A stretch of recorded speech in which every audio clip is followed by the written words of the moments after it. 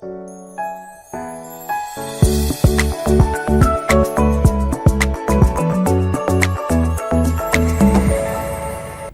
स्वागत है आपका। आप देख रहे हैं यूएसएन न्यूज़। एक सीरियल इन दिनों खासा चर्चा में है, जमाई नंबर 1।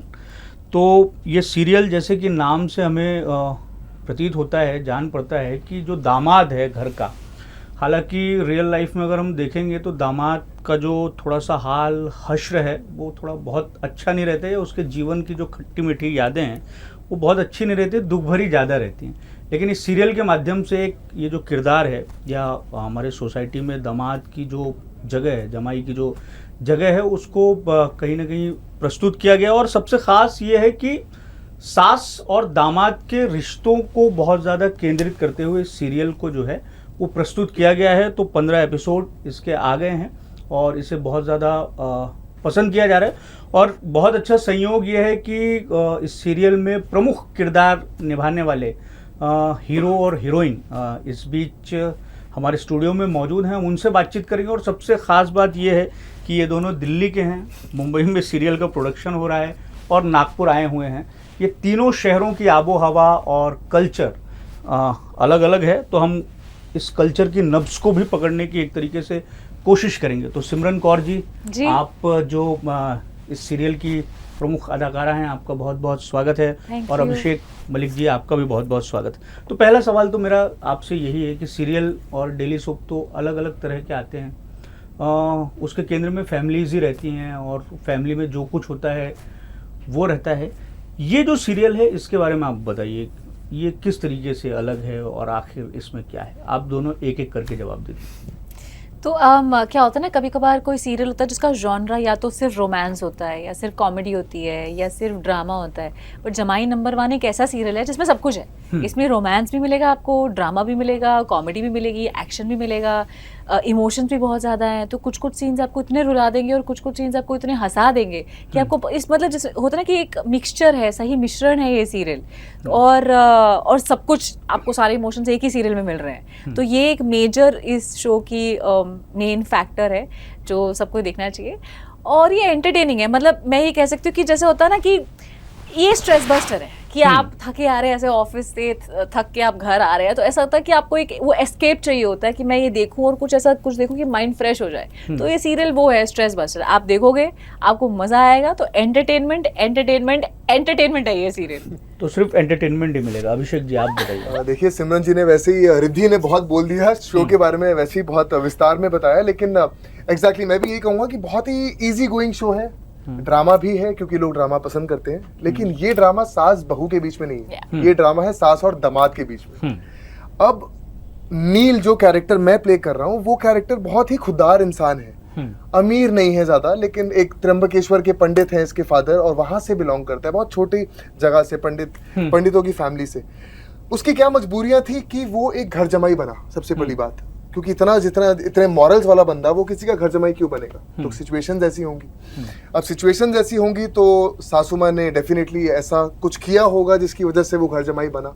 तो उसका घर जमाई बन के आना और पूरे घर वालों को ठीक करना, एक्चुअली लड़कों को ज्यादा नहीं सुना जाता, ऐसा घर जमाई बनते हुए। जी ऐसा बिल्कुल सबसे पहले तो नहीं सुना जाता। ईगो होने भी नहीं देता है वैसा। जी, मेल ईगो नहीं होने देता। लेकिन इस बंदे ने अपनी ईगो को साइड में रख के अगर इतना बड़ा स्टेप लिया है तो डेफिनेटली उसके बाद जो टकरार होगी वो ऑडियंस को देखने में बहुत अच्छा लगेगा। तो आई थिंक ओवरऑल पैकेज है, जैसे कि रिद्धि ने बोला, सिमरन ने, एग्जैक्टली प्यार है, रोमांस है, टशन है। टशन हीरो हीरोइन के बीच में भी है और दामाद और सास के बीच में भी है।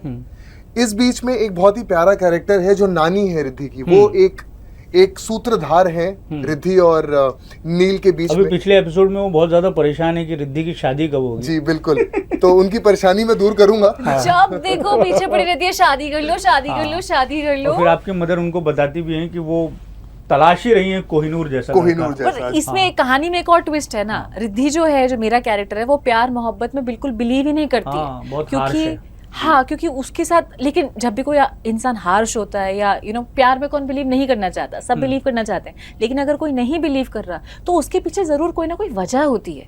तो सिमिलरली इसके पीछे भी अगर ये ऐसी है तो इसके पीछे कोई ना कोई वजह है, एक पास्ट है, कोई फादर को लेकर कि मदर के साथ कुछ फादर मदर का उसने थोड़ा मैरिज नहीं ठीक उसको लगा था बचपन में, तो फिर एक होता ना कि बच्चे का वो फिर बचपन से ही वो देख देख के विश्वास उठ जाता है कि अरे नहीं ये सब कुछ नहीं होता, ये सब फालतू की बातें हैं, शादी वादी कुछ नहीं, प्यार कुछ नहीं। अब ऐसे कैरेक्टर को जो इतनी, पर ऐसा नहीं कि उसमें मतलब प्रेम भाव नहीं है, जहाँ फैमिली की बात आती है, अपनी मदर की बात आती है तो उनके प्रति इतना ज़्यादा प्यार, नानी की बात आती है या अपने भाई की बात आती है, बेसिकली फैमिली की बात आती है, तो उनको तो वो छोटी सी चोट भी नहीं उनकी सह पाएगी, वो इतना प्यार करती है उनसे। लेकिन जहाँ शादी और ये सब चीज़ों की मैरिज एज एन इंस्टीट्यूशन, उसमें वो बिलीव नहीं करती।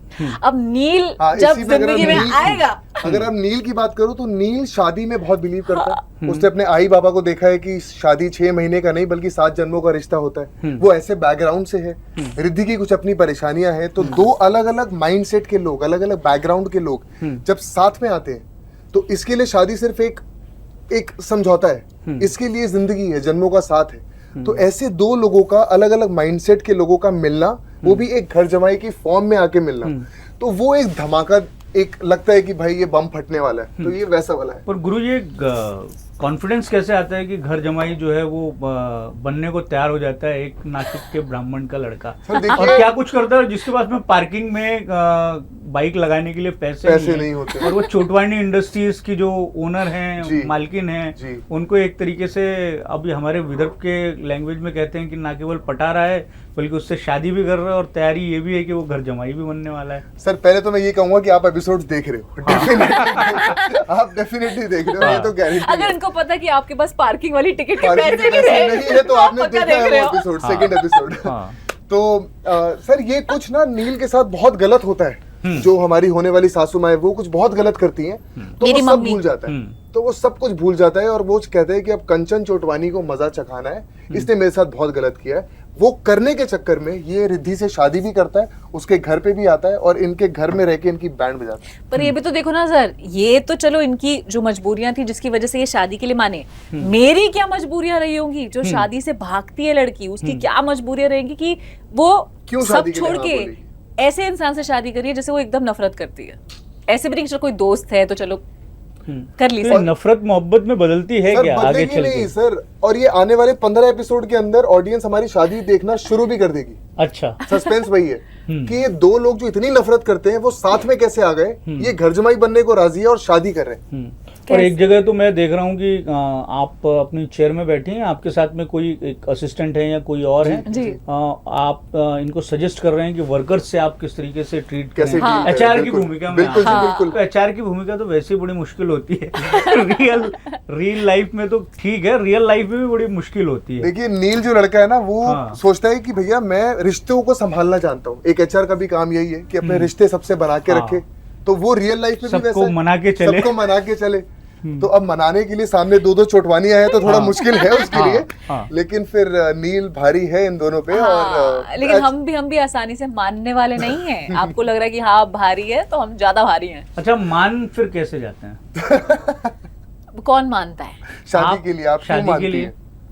मैंने कब कहा मैं मानी? हो सकता है मैं एंड मोमेंट पे बदल जाऊं, मेरा मूड हो सकता है, कुछ भी हो सकता है, एंड मोमेंट पे मैं बोलूं। बाद में प्यार ज्यादा परवास चढ़ता है। देखिए टकरार तो है, लेकिन मुझे ऐसा लग रहा है कि प्यार होगा या नहीं होगा वो डाउटफुल है। बट मुझे लगता है कि नील और रिद्धि के जो सीन्स आते हैं और जो हमें रिस्पॉन्स आता है, कहीं पे मैं इसको कहीं पे बचा रहा होता हूँ या कुछ कर रहा होता हूँ, गुंडों से बचाता हूँ, कभी कुछ करता हूँ, तो वो लोग बहुत पसंद करते हैं। तो कहीं ना कहीं प्रोबेबली लोग वो एंगल देखना चाहेंगे कि जहाँ पर ये दो अलग लोग प्यार में पड़ेंगे तो क्या होगा। बट वो थोड़ा सा आगे जाके होगा। अभी हम कुछ ऐसा करने वाले हैं जिसमें हम अगले 10 से 15 एपिसोड के बीच में हम दोनों की शादी प्लान होती है और हम लोग शादी की तरफ बढ़ते हैं। अच्छा, नील जो है वो कैसे मुंबई आता है और कैसे चोटवानी इंडस्ट्रीज में शामिल होता है? नहीं, नील ये नियति होती है या कुछ नील के दिमाग में प्लानिंग होती है कि उसे मुंबई जाना है? एक्चुअली हमारा मिलना ही नियति है। अच्छा, हमारा मिलना शो में बहुत ऐसा डेस्टिनी, महादेव की वहाँ पर दिखाते हैं कि बहुत कृपा होती है कि कुछ चीजें ऐसी हो जाती हैं कि हम लोग एक दूसरे के साथ आ जाते हैं। इनके फादर भी एक्चुअली पंडित है शो में, तो वो कहते हैं कि ये महादेव इशारा कर रहे हैं कि ये जोड़ी एक होनी चाहिए, ऐसे करके। तो डेस्टिनी में आप दोनों बिलीव करते हैं कि रियल लाइफ में? मैं करता हूँ सर, डेफिनेटली। अच्छा, पर्सनली मैं सोचता हूँ कि जो होता है वो अपने हिसाब से होता है, अपने टाइम से होता है। जल्दबाजी करोगे कुछ नहीं होगा, जो लिखा है होना तो वही है। जमाई नंबर में आपके साथ आपका जुड़ना, बिल्कुल इनके जी, सब साथ में destiny जुड़ना, है। एक्चुअली उसमें मैं भोलेनाथ का भक्त हूँ, ये देखिए रियल लाइफ में भोलेनाथ का भक्त हूँ, बहुत मानता हूँ। हम्म, ये कोई शो के लिए टैटू नहीं है, बहुत टाइम से है। तो ये भी कब बनवाया था बिना सोचे कि कभी ऐसा कुछ रोल मिलेगा। हम्म। तो बहुत सारी चीजें लिंक्ड हैं सर इस कैरेक्टर की। अच्छा, अब तो मुझे लगता है कि हमारे जो दर्शक हैं, व्यूअर्स हैं, वो भी ये समझ गए होंगे कि ये जो आपका सीरियल है वो किस तरीके से है। आपसे ये सवाल थोड़ा सा ऐसा था कि इस सीरियल से जुड़ने का सिलसिला किस तरीके से शुरू हुआ, और आप दोनों अपना अपना एक्सपीरियंस और इंडस्ट्री से अपना जो जुड़ाव है उसके बारे में बताइए कि इसकी शुरुआत कैसे हुई, किस तरीके से हुए, ना केवल ये सीरियल बल्कि उसके बैक का भी। जी सर, इस सीरियल की बात करें अगर, तो इससे पहले मैं जी टीवी का एक शो कर रहा था, कुमकुम भाग्य, जो बहुत फेमस शो है, लोगों ने बहुत प्यार दिया उसको। उसके बाद 1 साल का मेरा गैप था। फिर ये शो मेरे इसकी स्क्रिप्ट मेरे सामने आई, इसके प्रोड्यूसर से मेरी बात हुई, उन्होंने बोला कि ऐसा ऐसा शो हम लेकर आ रहे हैं। तो मैं बहुत एक्साइटेड था क्योंकि ये पहला ऐसा शो है जो मेल सेंट्रिक शो है। पहली बात, जमाई नंबर 1, मतलब इसके हिसाब से, इसकी सोच के हिसाब से, और इसको पोर्ट्रे कर रहे हैं कि इसमें ये किस सिचुएशंस में कैसे कैसे डील करेगा। तो as the name suggest male centric show था। मैं बहुत एक्साइटेड था कि भाई चलो कुछ अलग करने को मिलेगा। बहुत बार ऐसा होता है कि हीरो साइड में खड़ा है, हीरोइन और सास के बीच में लड़ाइयाँ हो रही होती है, वो एकदम फर्नीचर की तरह खड़ा होता है, सुनता है, इसको मनाता है, उनको मनाता है। सिर्फ सीरियल में नहीं होता है, रियल लाइफ में भी बहुत होता है। सो इसमें ये था कि भैया ये, और जमाई तो पूरा फंस जाता है। बिल्कुल बुरा फंस जाता है। तो ये जो सर ने दिल की बात बताई है ना, नहीं, दिल की बात नहीं, ये हर आदमी से आप पूछेंगे तो उसका हर आदमी की experience दिल की बात है। हाँ, तो आई थिंक जितने मर्द हैं जो जिनकी दुखती रग है, हाँ, वो यही है। वो मैंने पकड़ी है। हाँ, तो मैं उनके लिए खड़ा हो रहा हूँ अब। अच्छा। ठीक है, for all the men Men. Out there जी, कि देखो गलत हो रहा है तो आवाज उठाओ। बदतमीजी नहीं, लेकिन गलत के लिए आवाज उठानी चाहिए, भले ही वो सास हो या बीवी हो या कोई भी हो। आपके मॉरल्स, आपकी वैल्यूज। तो इस शो की बात करें तो सर बड़ा इंटरेस्टिंग शो लगा। फन है, मस्ती है। आपने प्रोमो देखा होगा, एकदम रोहित शेट्टी टाइप गाड़ी तोड़ के आती है। तो ये सारे एक्टर्स का ड्रीम होता है सर। छोटे पर्दे पे ये सारी चीजें नहीं हो पाती, आप सिर्फ बड़े पर्दे पे देखते हो। तो जब ये मेरे को ऑफर हुआ, मैंने बहुत ऑडिशंस दिए इसके। सिमरन के साथ मेरा जो मॉक शूट, जिसे हम टेस्ट कहते हैं, ऑडिशन, आई थिंक मेरा 10वां मॉक शूट था वो, जहाँ पर मैम आई और हम सिमरन आई, और उसके बाद फिर हमारा फाइनल मॉक शूट हुआ। चैनल ने बोला भाई ये दोनों नील और रिद्धि के किरदार पे बिल्कुल सही बैठते हैं। आपके बारे में बताइए, आपका भी एक्सपीरियंस बता दीजिए, कैसे शुरुआत हुई, और दिल्ली जैसा माहौल छोड़ के मुंबई आना, और मुंबई का तो मौसम भी कई लोगों को बहुत ज़्यादा सूट नहीं करता है। अभी हम 5 दिन रह के आए हैं, बड़ा एकदम अटपटा सा मौसम है। नहीं, मुंबई ने मुझे बहुत अच्छे से एक्सेप्ट किया, और मैं बहुत खुश हूँ कि मुझे मुंबई आने का चांस मिला, क्योंकि मेरा सपना था मुंबई आने का। हर एक्टर का वो सपना होता है, और मैं बचपन से ही एक्टर बनना चाहती थी। लेकिन मुझे पता नहीं था, बनना तो चाह रही थी, एक डिज़ायर थी, एक विश थी, लेकिन पता नहीं था कि वो कैसे पॉसिबल होगा। पर मुझे किसी ने बताया था कि आप मेरे स्कूल में टीचर होती थी, तो मैं ना ऐसे कहती थी, मेरे को ना मेरे सपने बहुत बड़े हैं, लेकिन मुझे नहीं पता वो कैसे पूरे होंगे। तो उन्होंने मुझे कहा था कि तुम अपनी तैयारी करके रखो। तो उन्होंने कहा था कि तुम अपना बोरिया बिस्तरा बांध के रखो, मेहनत करो अपनी तरफ से, जब भी तुम्हें वो फ्लाइट की टिकट अपने आप आ जाएगी। अगर तुम प्रेपरेशन, तुम्हारा हार्डवर्क होगा, प्रेपरेशन होगा, तो ऑटोमेटिकली तुम्हारे रास्ते खुलते जाएंगे। तो मैं वही बचपन से ही फिर मेहनत करने लग गई, और फिर जैसे मेरी शुरुआत एक्चुअली मेरे करियर की नोबिता से हुई जी। इस पर मैं आऊँगा, और इस पर मैं डिटेल में जानना चाहूँगा, क्योंकि जो बहुत सारे लोग हैं इसके बारे में बहुत डिटेल में जानना चाहेंगे। इस पर अपन आएंगे और डिटेल में बात कोई करेंगे। टेंशन नहीं, मैं आपको एक ओवरव्यू बता देती हूँ। तो नोबिता से शुरुआत हुई, उसके बाद फिर थोड़ी बड़ी हुई तो मेरे को फिर टीवी सीरियल मिला है, तब मैं मुंबई शिफ्ट हुई। तो फिर एक सीरियल हुआ, उसके बाद दूसरा, तीसरा, चौथा, ऐसे बैक टू बैक चलते गए, और ये मेरा 5वां शो है, जमाई नंबर 1। अच्छा, एक ये भी है कि आप लोग जो स्क्रीन में हम देख रहे हैं कि बड़ी बनती नहीं है आप लोगों की, बड़ा झगड़ा वगड़ा होता है, तो ऑफ स्क्रीन किस तरीके की स्थिति है, उसके बारे में बताइए। क्या वैसे ही सर ऑफ स्क्रीन जैसे आपने शुरू किया था, दिल्ली से है। हाँ, पहली बात और आखिरी बात, शुरू भी खाने पे होती है, खत्म भी खाने पे होती है। कि खाने में क्या लाए हैं, आज क्या खाना है। तो आई थिंक वो टचवुड बहुत ही अच्छा बॉन्ड बना हुआ है हमारा, कि हम लोग, आई थिंक सबसे ज्यादा सीन भी रिद्धि, मेरे और कंचन जी के होते हैं। तो हम तीनों ने शुरुआत भी साथ में की इस शो की। तो तीनों की जो केमिस्ट्री और जो बॉन्ड है वो इतना टचवुड अच्छा है कि आपस में गिव एंड टेक इतना अच्छा हो जाता है कि वो ऑडियंस को और मजा आता है देखने में। रिहर्सल्स करते हैं पहले, तो पर्सनली अगर बात करें तो आई थिंक सबसे ज्यादा अच्छा बॉन्ड इन दोनों के साथ ही है मेरा। और अगर देखा मुझे जाए ऐसा लगता है बहुत ज़रूरी होता है हाँ। जब आप एक होता है ना कि जब आप एक सेट पे जा रहे हो, जब माहौल आपका पॉजिटिव है, the whole cast and crew, मतलब आप डायरेक्टर, प्रोड्यूसर, राइटर, एक्टर्स, जो मेरे सारे को एक्टर्स हैं, आप मतलब हेयर मेकअप, आप कोई भी लाइट, कैमरामैन, सारे आप टीम अगर पूरे हमारा देखे सेट पे, बहुत ही पॉजिटिव टचवुड माहौल है पूरा सेट पे। तो यू नो ऐसा लगता ही नहीं है कि हाँ यार ऐसा काम पे जा रहे हैं, कौन काम पे जाएगा, ऐसी वाली फीलिंग नहीं आती। ऐसा लगता है कि हाँ यार घर से उठ के घर ही तो जा रहे हैं, तो ये भी एक फैमिली की तरह ही लगती है। और जैसे अभिषेक इज हियर, पापिया मैम जो कंचन का कैरेक्टर प्ले कर रही हैं, तो इन दोनों के साथ मतलब ऐसा लगता है कि अपने लोग हैं। तो ये हमारी बाई चांस वो वाइब, एक एनर्जी मैच हो गई, वाइब मैच हो गई, तो वो बहुत सही रहता है। दोनों पंजाबी दोनों पंजाबी हैं, तो पंजाबी की बॉन्डिंग और भी वो थोड़ा अच्छी सा हो जाती है। अभिषेक जी, आप ही से एक सवाल है कि जैसे कि भी आपने कहा कि पंजाबी हैं आप, जी। दोनों पंजाबी हैं। आजकल एक्टर जो है वो बहुत ज़्यादा मेहनत करता है अपने कैरेक्टर को लेकर, बिल्कुल बहुत सर। ज़्यादा वो अपने परफॉर्मेंस को रियलिस्टिक बताने के लिए या दर्शाने के लिए बहुत ज़्यादा फोकस करता है। इस सीरियल के लिए आपका किस तरीके से खास प्रिपरेशन रहा, क्योंकि आप पंजाबी हैं, परांजपे हैं और सामने जो है वो सिंधी है। तो चोटवानी। सिंधी वाला तो मैं बाद में आ जाऊंगा, चोटवानी वाला। जी। पहले पंजाबी आदमी महाराष्ट्रियन ब्राह्मण का रोल कर रहा है और उसके लिए लैंग्वेज, जी एटीट्यूड, हाँ जी। इन सब को लेके किस तरीके से प्रिपरेशन करता है, किस तरीके से फोकस करता है और क्या मेहनत करता है, या इसको अचीव करने में किसी तरीके की मुश्किल गई? सर हमारी जो टीम है, हमारे जो डायरेक्टर है वो मराठी है, तो कहीं ना कहीं वहां से हेल्प मिलती है। जो मेरी मदर प्ले कर रही है वो भी मराठी है, उनका एक्सेंट बहुत अच्छा है। मैं पंजाबी हूँ, कुछ वर्ड्स ऐसे होते हैं जो मुझे बोलने पड़ते हैं जो मेरे लिए थोड़े मुश्किल होते हैं क्योंकि मेरे लिए नहीं है वो लैंग्वेज। बट बहुत लोग होते हैं सेट पे जो बता देते हैं और उसी टाइम उसको बोल दिया जाता है। लेकिन आई थिंक ये मेरा पहला ऐसा शो होगा, अभी तक 12 से 15 शो कर चुका हूँ मैं, लेकिन ये सिर्फ इकलौता ऐसा शो है जब 15 एपिसोड में मैंने इतना बोला है, उतना मैंने पूरे एपिसोड्स और सीरियल में नहीं बोला है जितना मैं यहाँ बोलता हूँ। और ये भी समझ में आता है कि वो कैरेक्टर जो है वो बहुत ज्यादा बोलने वाला कैरेक्टर है, अपनी बात को बहुत इलोबरेट करके बातें रखता सर है। देखिए, पढ़ा लिखा इंसान है। हाँ। ये लोग समझते नहीं है क्योंकि हाँ। इन्होंने सीवी पढ़ा नहीं है अभी तक। हाँ। लेकिन पढ़ा लिखा है भाई, हाँ। टॉपर है। हाँ। तो तुम पढ़ो हमारा रिज्यूमे, तभी तो पता चलेगा। फाड़ देते हैं लोग, पढ़ते नहीं है। तो जब ये बोलने पे आता है तो बोलना पड़ता है। अब जब बोलना पड़ता है तो याद करना पड़ता है। तो सुबह 4 बजे उठना पड़ता है सर। सुबह 4 बजे उठता हूँ, 2-3 घंटे लगाता हूँ, पढ़ के कोशिश करता हूँ क्योंकि टाइम ना वेस्ट हो। और ये आई थिंक ये खुद भी बोलेंगी क्योंकि उस टाइम पे जब आप 100 लोगों के आगे परफॉर्म कर रहे होते हो ना सर, तो थोड़ा सा स्ट्रेस भी होता है।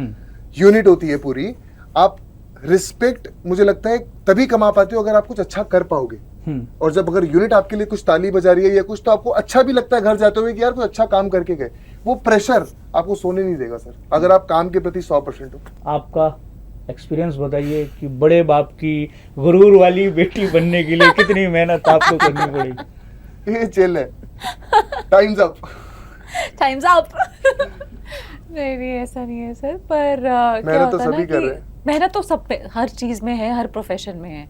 बिना मेहनत के तो कुछ होता नहीं है। इसमें भी क्योंकि मैंने जो इससे पहले कैरेक्टर्स किए थे वो बहुत ही अलग थे, मतलब बहुत सीधे साधे मासूम से। कभी कोई कुछ गलत बोलता है तो अच्छा होके हाँ रो के चली गई, वैसा करके। लेकिन ये ना बहुत ही ऐसा स्ट्रॉन्ग टाइप का कैरेक्टर है, मुझे इसको करने में बहुत मजा भी आ रहा है। और आई थिंक ये बहुत आज की लड़की है, क्योंकि सर आई थिंक अगर कोई कुछ गलत बोले तो आज लड़कियों को, मैं ये नहीं कह रही कि अगर कोई कुछ गलत बोले तो आप उनको रूडली जवाब दो, नहीं वो गलत है। लेकिन आप कम से कम अपनी आवाज तो उठाओगे, अपना स्टैंड तो लोगे, उनको ये तो बताओगे कि देखिए ये गलत है, ये सही है। तो रिधि वैसी टाइप की लड़की है। इसके पहले जो मैंने कैरेक्टर्स किए थे वो बहुत ही सीधे साधे थे, बट आई थिंक इस कैरेक्टर से, क्योंकि आज की लड़की है, so in today's time and age इस कैरेक्टर से ना लोग कनेक्ट कर पाएंगे। क्योंकि कभी कभी ना बहुत ही ज्यादा too good to be true characters होते हैं लड़कियों के, जो मैंने भी किए हैं, बट ये थोड़ा रियलिस्टिक कैरेक्टर है।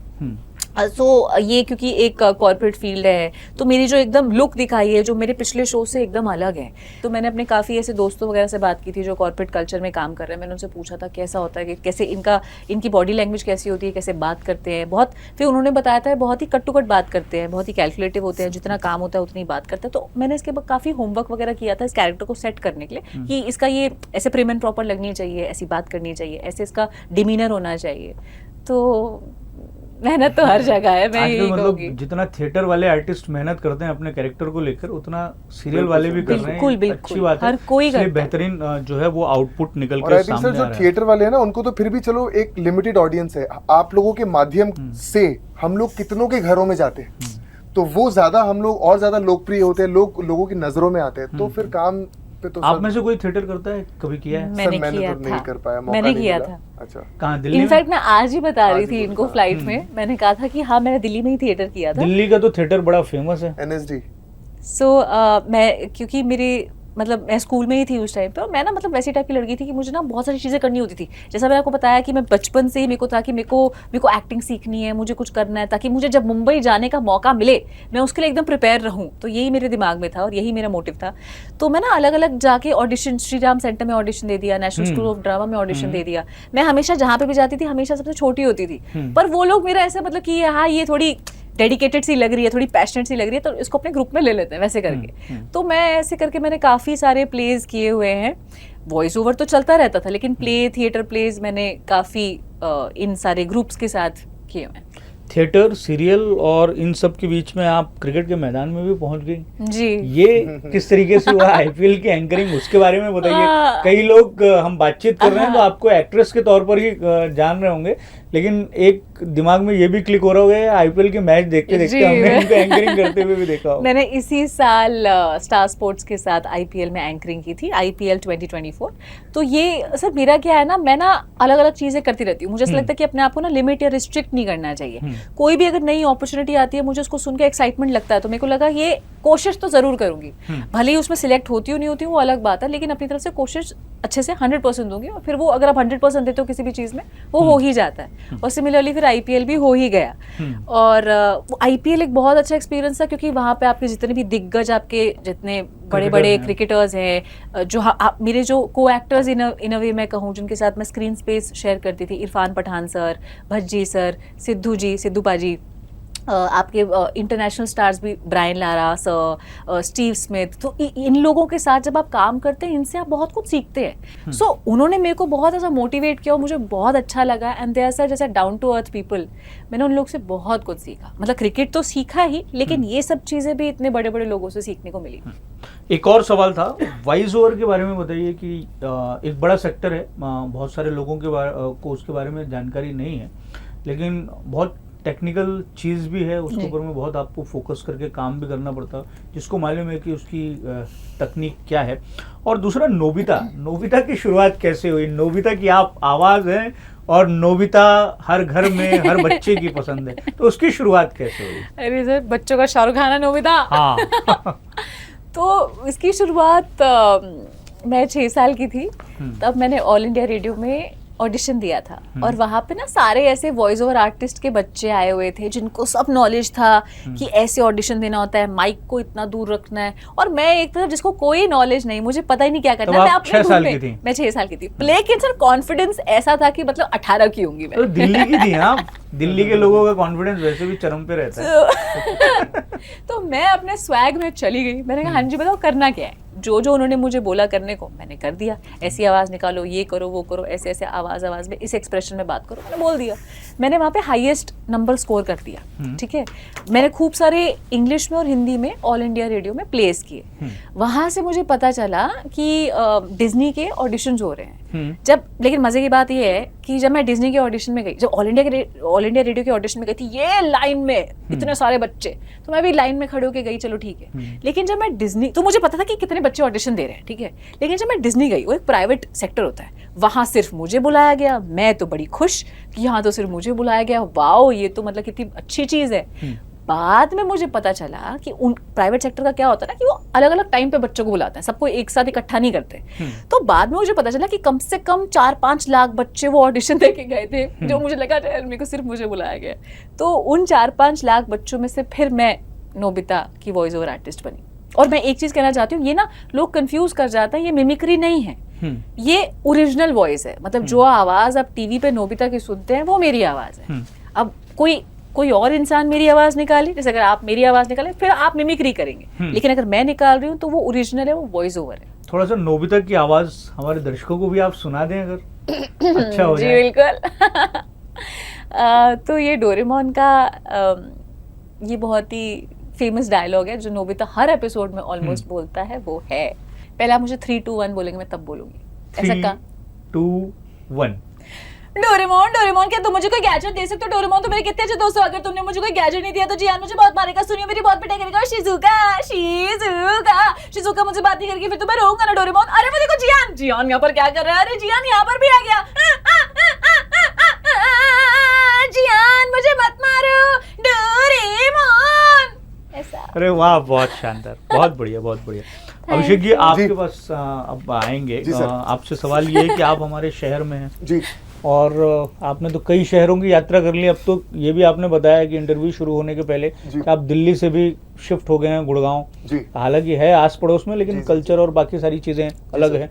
दोनों शहरों की अपनी अपनी फितरत है। फिर आप मुंबई आए और आप नागपुर आए। तो नागपुर के बारे में क्या कुछ आपने सुन रखा था अब तक? कैसा शहर लगा हमारा? लोगों से मिलना जुलना तो बहुत कम हुआ होगा, लेकिन हमारे नागपुर के बारे में आपके क्या विचार हैं? एक चीज है जो मुझे डेफिनेटली ट्राई करनी है, इसके तुरंत बाद मैं वो खाने जा रहा हूँ। क्या बोलते हैं यार? साउजी। साउजी साउजी है, तर्री पोहा है और हमारे संतरे तो फेमस है। संतरे तो बिल्कुल फेमस है, तो साउजी तो डेफिनेटली मैं ट्राई करूंगा सर अभी जाके। तो मतलब और क्या क्या आप सर नागपुर कभी आना मुंबई में रहते होंगे तो नागपुर के बारे में कुछ सुना होगा, कुछ जाना होगा? सर सुना नागपुर के लोग दबंग बहुत होते हैं। नहीं, अरे बहुत एकदम मिलनसार हैं, प्यारे प्यारे लोग हैं। बस दो चार खूबियां हैं हमारी, बस उसके अलावा वही दो चार बता दीजिए। कौन सी वो दो चार खूबियां? ऑफ कैमरा हम आपको बता देंगे। नहीं, बट मैं सच में कहना चाहती हूँ, हम दोनों ही नागपुर पहली बार आए हैं, तो ये जगह बहुत सुंदर है। एक ना वो एक फेमिलियर सा लगता है, ऐसा लगता है कि यहाँ पहली बार आए हैं, लेकिन ना अपनापन सा लग रहा है। क्योंकि मेरे ख्याल से यहाँ के लोग बहुत मिलनसार हैं, बहुत स्वीट हैं। तो जितने भी लोग मजा आ रहा है, अरे जेन्युइनली ये तो दिल से है जी। तो यहाँ पे जितने भी लोग हैं ना वो बहुत स्वीट है, बड़े प्यार से बात कर रहे हैं, इसलिए शायद ये शहर थोड़ा अपनापन वाली फीलिंग दे रहा है। तो मैं तो बहुत खुश हूँ कि हम नागपुर आए और हम वापस जरूर आएंगे। आप हमें बुलाइएगा, हम दोनों जरूर आएंगे। फिर से आपको बुलाएंगे। अगर समय की मजबूरी नहीं रहती तो ये मुलाकात का सिलसिला और गुफ्तगू का सिलसिला हम आगे भी जारी रखते, आपसे बातचीत करते रहते। कुछ आपके बारे में जानते, कुछ हम अपने बारे में बताते, हमारे शहर के बारे में बताते, आपके सीरियल के बारे में आगे चल के हम और जो है बातचीत करेंगे। लेकिन समय की मर्यादा है, आप हमारे स्टूडियो में आए, इतनी सारी बातें हुई हैं आपसे। बहुत बहुत शुक्रिया आपका। हमारे दर्शकों को भी हम कहेंगे कि ज़रूर एक बारी तो ये तीखी प्यारी मीठी नोकझोंक जो है देखने के लिए जमाई नंबर 1 ज़रूर देखें। और सिमरन जी आपसे एक गुजारिश चलते चलते ये रहेगी कि नोबिता अगर नागपुर के बारे में, नागपुर के संतरे के बारे में अगर दुनिया को बताना चाहे तो नोबिता अपने अंदाज में कैसे बताएगा? चलिए कोशिश करते हैं। हेलो दोस्तों, मेरा नाम है नोबिता। नाम तो सुना ही होगा, क्या आप मुझे टीवी पे देखते हो? क्या क्या देखते हो? अरे वाह, आपको पता है आज मैं नागपुर आया हूँ। यहाँ के मुझे बहुत अच्छा लगा। ये बहुत ही सुंदर जगह है और यहाँ के लोग बहुत स्वीट हैं। मुझे इनसे बात करके बहुत अच्छा लगा। लेकिन यहाँ पर दोस्तों पता है यमी यमी संतरे मिलते हैं। आपको पता है मैंने खूब सारे संतरे खाए। अब मैं जब वापस जाऊंगा तो डोरेमोन, जियान, सुनियो और हाँ मेरी सबसे अच्छी दोस्त शिजुका, उसके लिए भी लेके जाऊंगा। कितनी अच्छी बात है ना सर? क्या मुझे 100-200 संतरे मिल सकते हैं यहाँ से? आप बहुत स्वीट लग रहे हैं तो मुझे लगता है कि आप मुझे दे देंगे। आपका बहुत बहुत शुक्रिया। दोस्तों मेरा शो जमाई नंबर 1 जरूर देखते रहिएगा। मंडे टू फ्राइडे रात 10:30 बजे सिर्फ जी टीवी पे। जरूर देखिएगा जमाई नंबर 1। बहुत खूब। सिमरन जी, अभिषेक जी, आप दोनों का बहुत बहुत शुक्रिया। Thank you so much sir, thank you.